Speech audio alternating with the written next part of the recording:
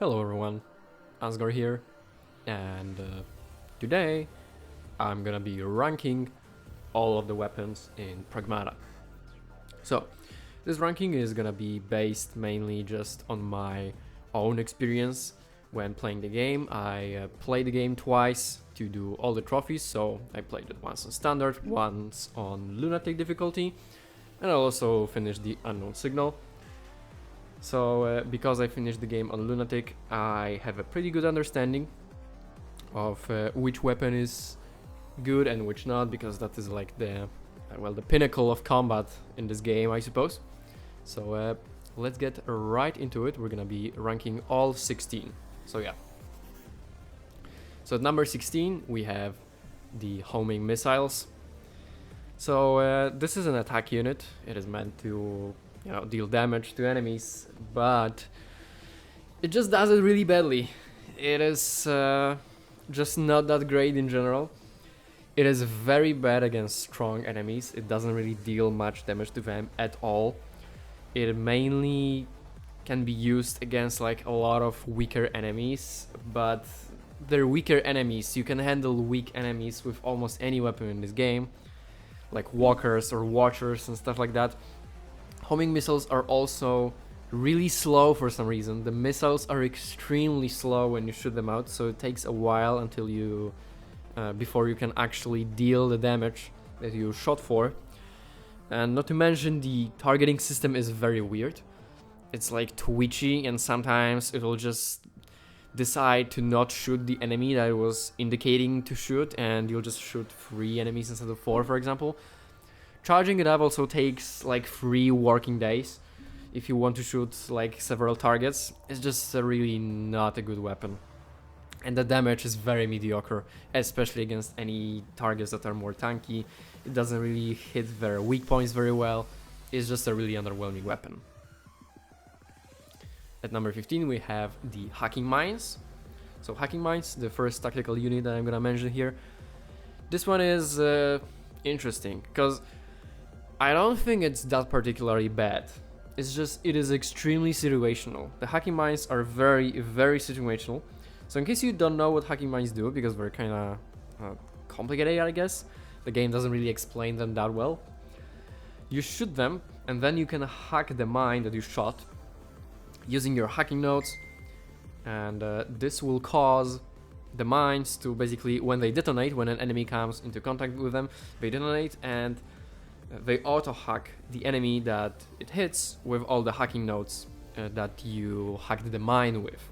And you can chain them together, like you can shoot several of them together and they will, chain.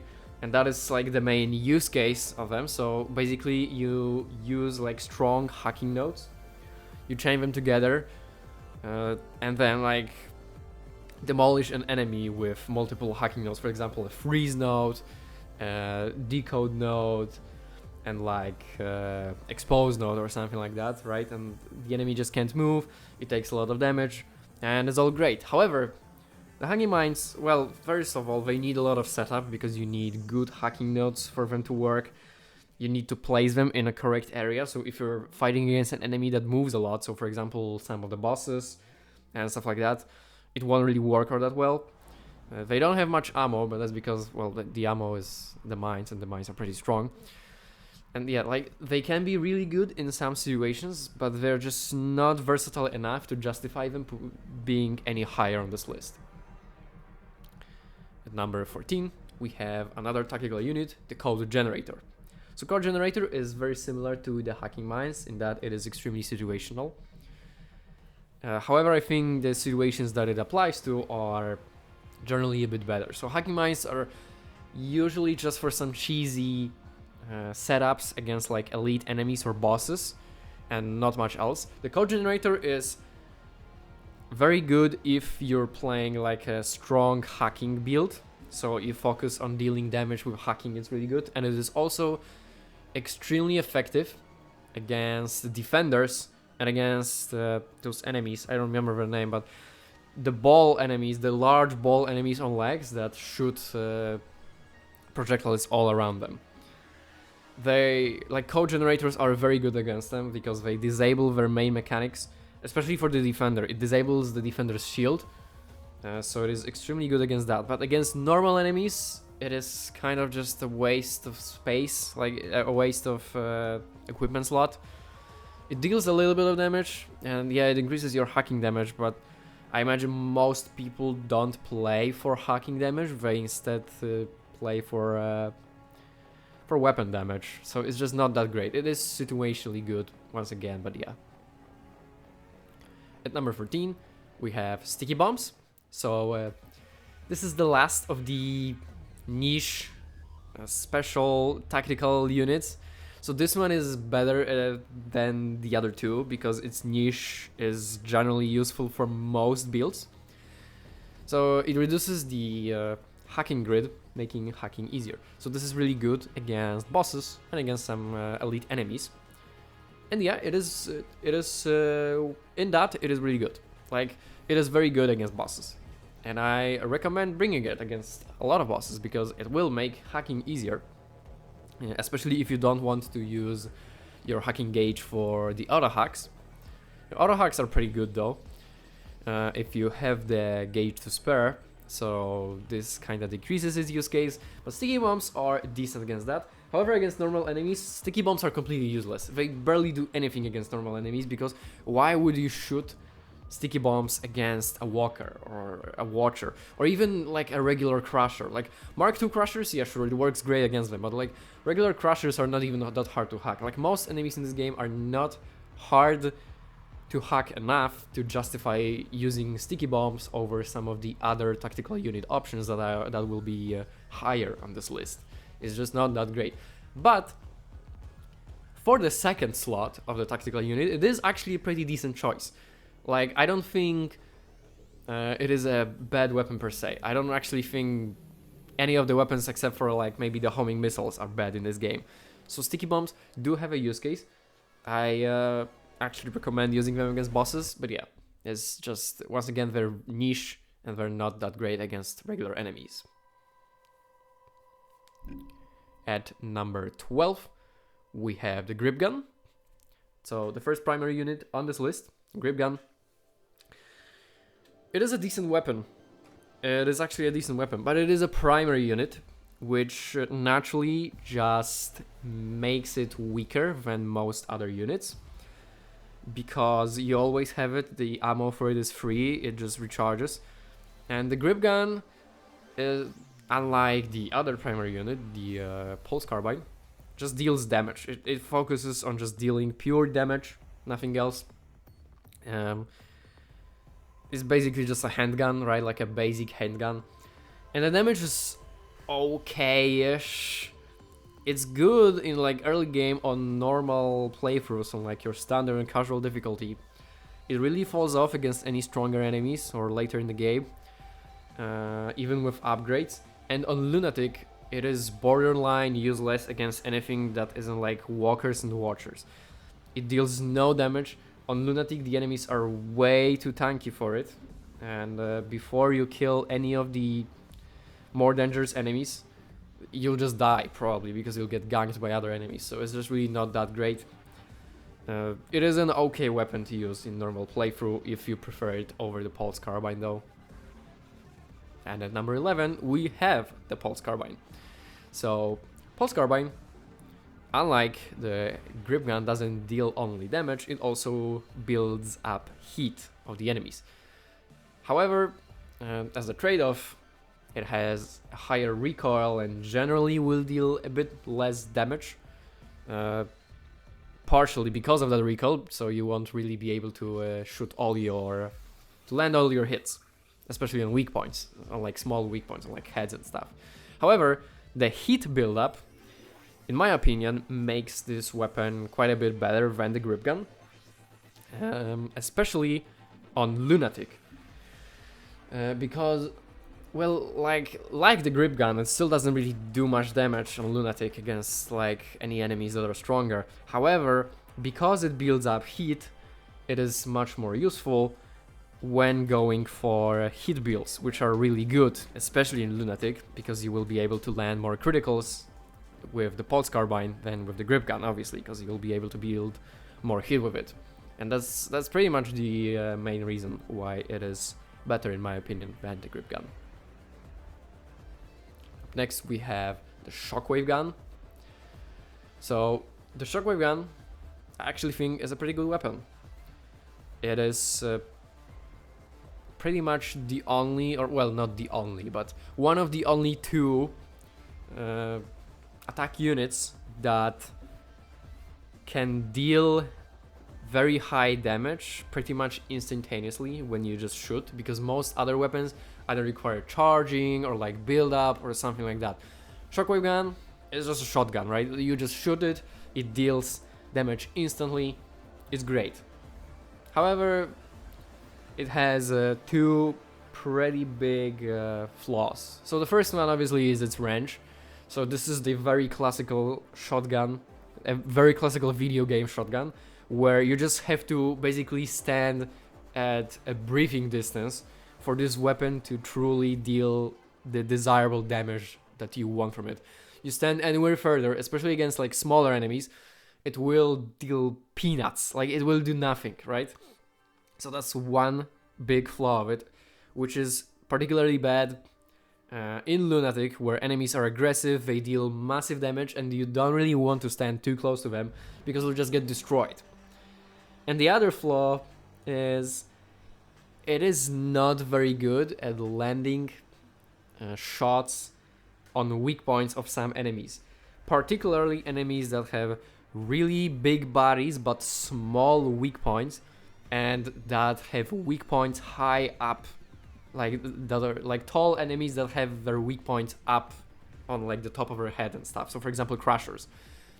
So naturally with the shockwave gun you want to stand close, right? But if you stand close to the crusher, its huge belly is gonna be blocking its head when it's open, and you won't be able to shoot its head properly. So you'll have to stand a bit further, but if you stand too far, you won't really be able to deal as much damage as you want to. So you have to find this sweet spot, which is kind of hard when the crusher is moving, is attacking you, all the other enemies are attacking you as well. It can be pretty annoying, and sometimes because of that you will deal very underwhelming damage with the shockwave gun. But generally it is a pretty good weapon. It can be really good at killing high threat but like low HP targets, because it generally will one-shot them. So for example, it is really good at handling spiders. It is excellent at that, right? So it is a decent weapon, it just has quite a few caveats that makes it this low on the list. And next we have another attack unit, the Charge Piercer. So the Charge Piercer is, well, kind of the opposite of the shockwave gun. It is built to be a long-range weapon, and it is also a bit slow to dealing damage, right? Because you need to charge it up for it to reach its true potential. So, like the name suggests, it can pierce through enemies and shoot several of them at the same time. This generally isn't as good as it sounds, except for like the training simulations where you will need to use it, because most of the time the enemies will not line up nicely for you, so you can shoot all of them at the same time. Like that will very rarely happen, and so don't really count on that too much, except for maybe like if you group them up with the decoy generator. However, the Charge Piercer is still, in my opinion, quite a bit better than the shockwave gun, mainly because it is excellent at hitting weak spots, and when fully charged it deals really good damage, especially against those weak spots. So it is very good against bosses, very good against elite enemies. It can handle weaker enemies too, although because it's slow it is not as good as shockwave gun at handling small enemies and like weak enemies. But once again, weak enemies can be handled even with your primary units a lot of the time, so it's not that big of a problem. The Charge Piercer has very long range. However, that's not all that important, because usually at long range you won't be able to hack the enemy to open them up, and at that point you might as well shoot your grip gun, because you will deal no damage to a close enemy with the Charge Piercer. Like the damage will be very underwhelming. But yeah, it is a good weapon. It is really good against bosses. It has decent ammo. As long as you can hit every shot, you will deal quite a bit of damage with it. It's a good weapon. Next we have the Riot Blaster, so another tactical unit. Riot Blaster, unlike the other ones, is a pretty good weapon. It is definitely not nearly as niche as the previous tactical units that I talked about here. It is one of the two more universally good ones, which is why it is much higher on the list. So it can blast enemies, right, to get them tripped, right, to make them fall. It deals pretty good damage for a tactical unit too. So it is mainly a crowd control unit. And it is pretty good at that. Like, it can handle groups of enemies quite well. Unfortunately, it is not very good against bosses. So there's that. The one more tactical unit that isn't mentioned yet is quite a bit better at handling bosses than the Riot Blaster. But the Riot Blaster can handle enemies, like regular enemies, very well. However, now the main problem with the Riot Blaster, other than just not working sometimes on like heavier enemies and especially bosses, is it kind of makes some of the enemies hard to hit their weak spots. Like, for example, if you shoot at like a group of Lancers or something, the Lancers are gonna spread out, so that's one problem. They're gonna spread out, so you won't be able to hit several of them at the same time if you have some AoE damage. And the second problem, if you shoot a Lancer up front, it's gonna fall to the back, and its head is gonna be like hard to reach because of its body. It's gonna be like in the way, and a lot of enemies have that going on. And sometimes if you have weapons that are not super fast at dealing damage, so if you don't have a shockwave gun, or like, so if you, for example, have the charge piercer or the limb cannon, you might be charging up the weapon, and before you charge it up fully, the enemy is gonna get up. And that might throw off your aim really badly sometimes. I know some of you will probably think, well, that's just a skill issue. But some of those enemies get up very fast, and it is very hard to react to it. And you will just miss. Like, they get up very quickly. Like, their getting up animation is really quick, and it is sometimes really hard to hit their weak spots when they're doing that.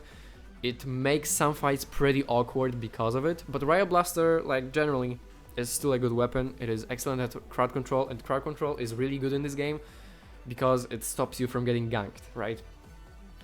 Now, the reason it is not higher on the list is because there are some other weapons that just do crowd control as well, but are just better at it. They're more effective. So yeah.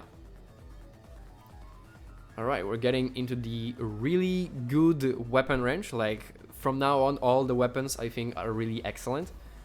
And the first one on the list is gonna be the Drone Hive. So I know some of you absolutely love the Drone Hive, and to be honest, I love it too.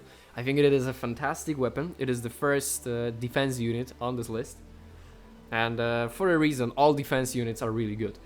But I think Drone Hive is generally the worst, simply because the other ones just provide much more safety. They're much more defensive.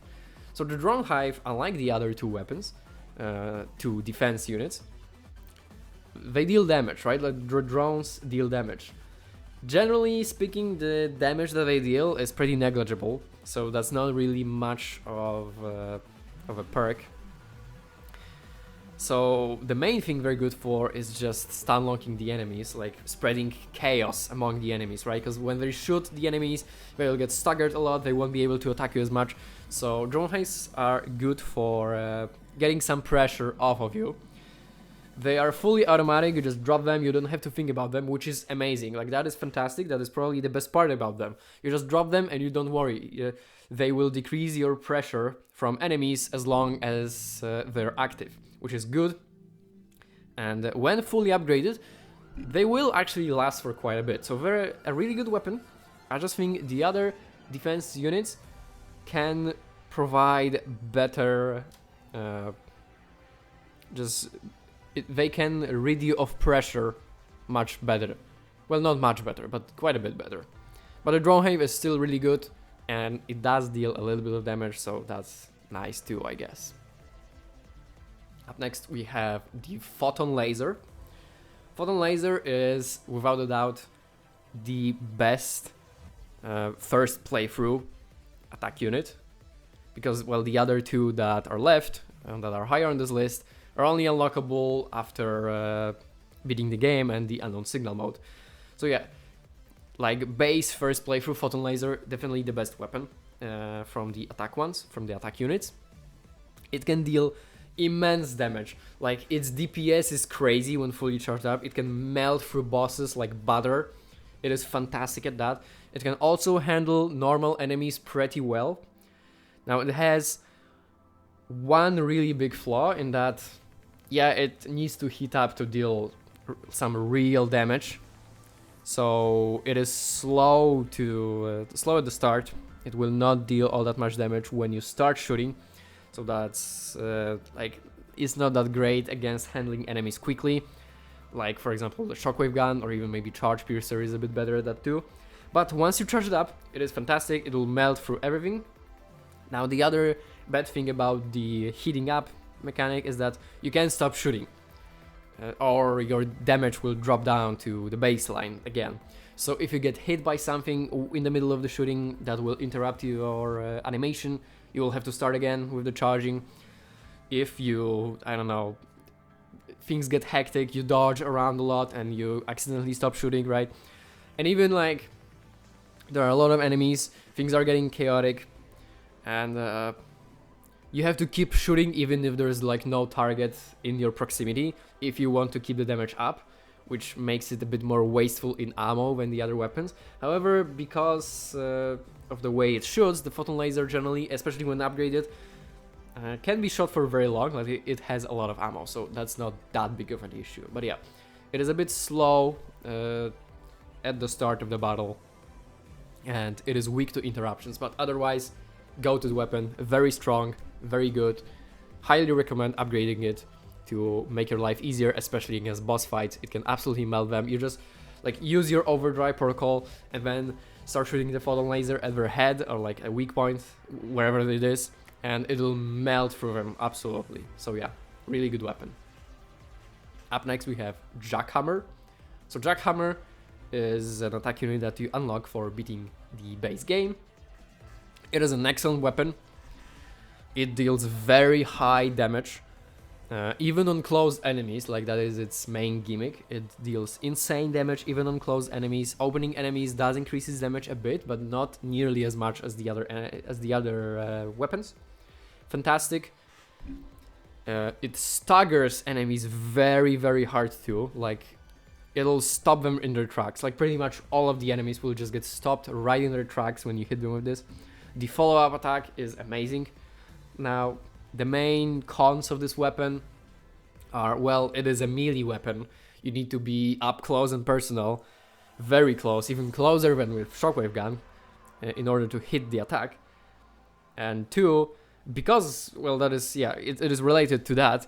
If you miss the first attack, or if you mess up the follow-up attack timing, well, you're kind of screwed, because the reload on the Jackhammer is extremely long if you don't do the follow-up attack.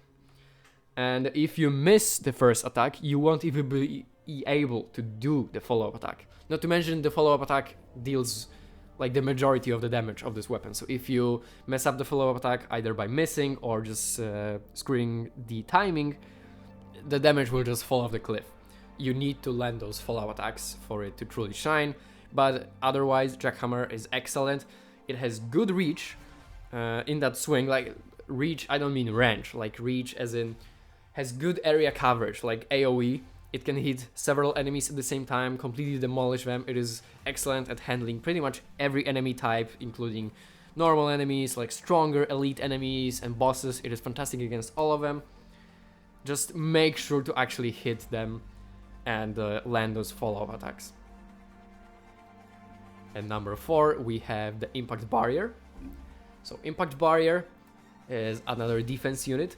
This one, I think, is amazing in some situations, especially against the most threatening situations. Like, this weapon excels at what I describe as the most difficult parts of your playthrough, especially the lunatic playthrough.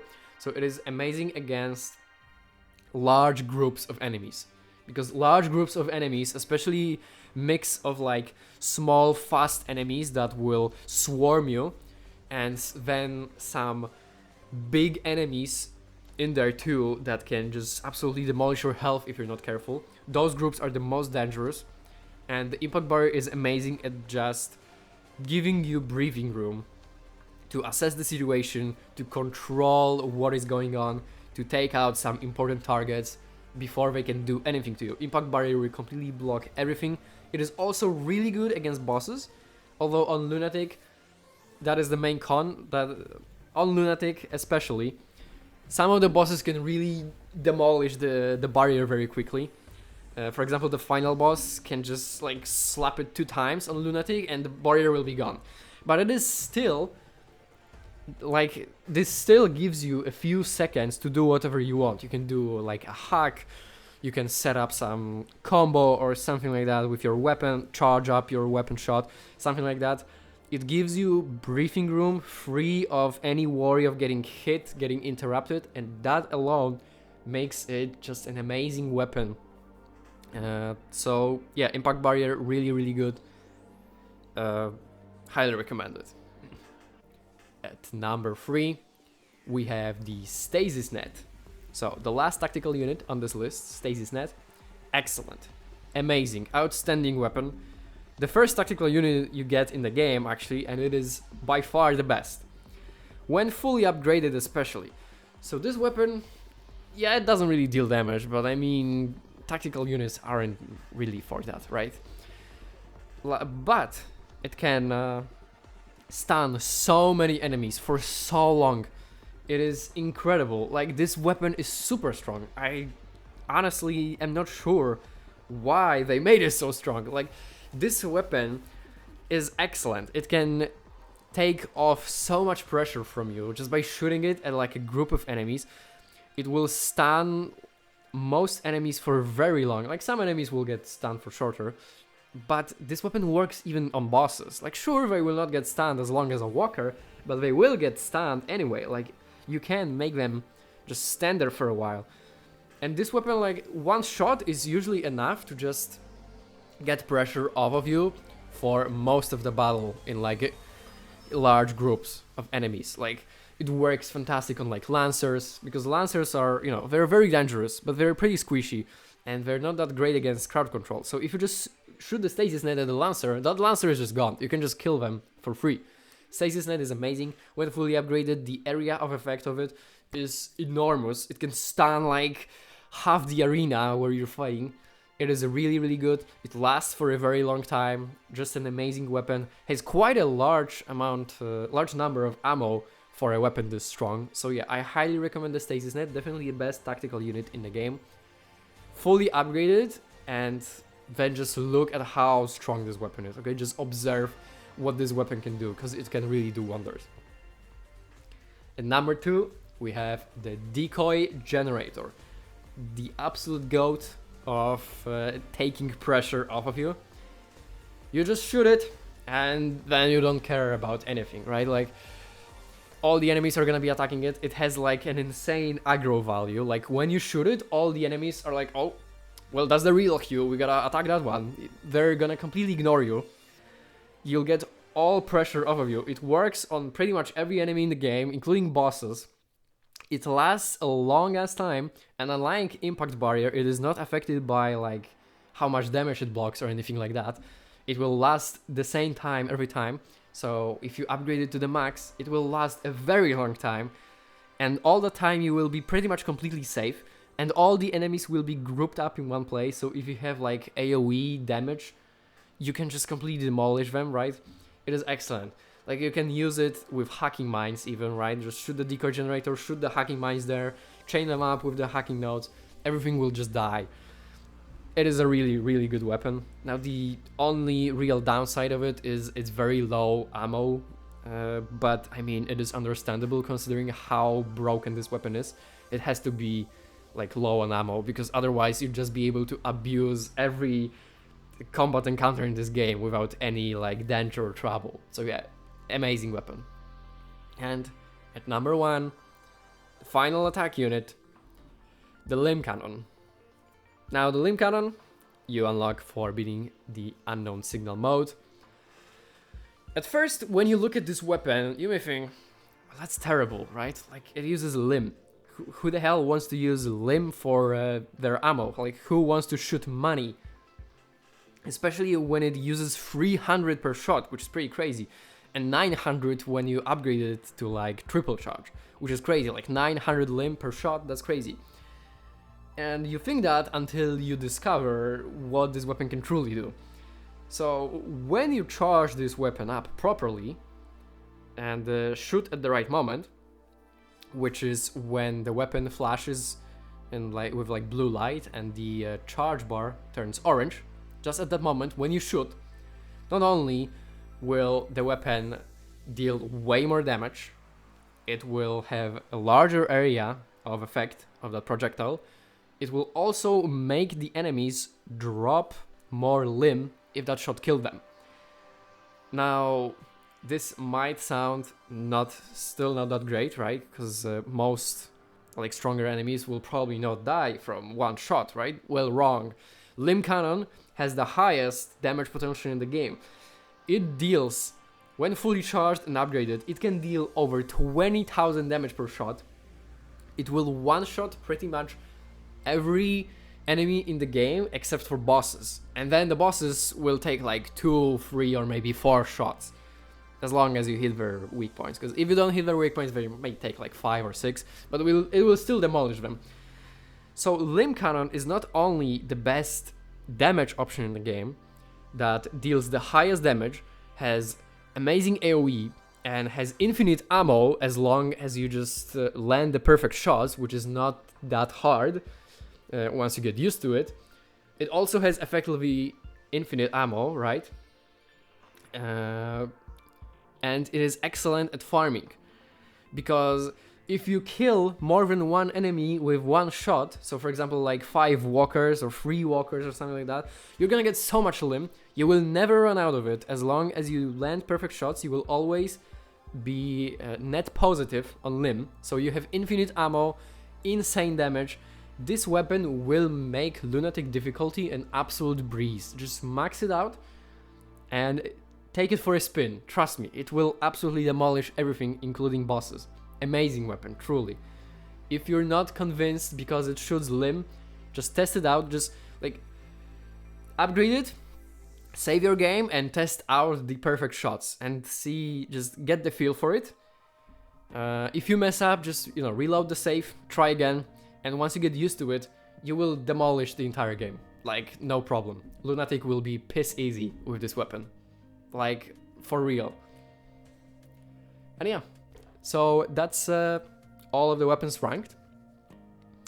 I hope you enjoyed this video. If you maybe disagree with me, go ahead and tell me in the comments. I will be glad to participate in a discussion with you. But yeah, once again, thank you very much for watching. I hope you enjoyed this video, and I'll see you in the next one. Bye!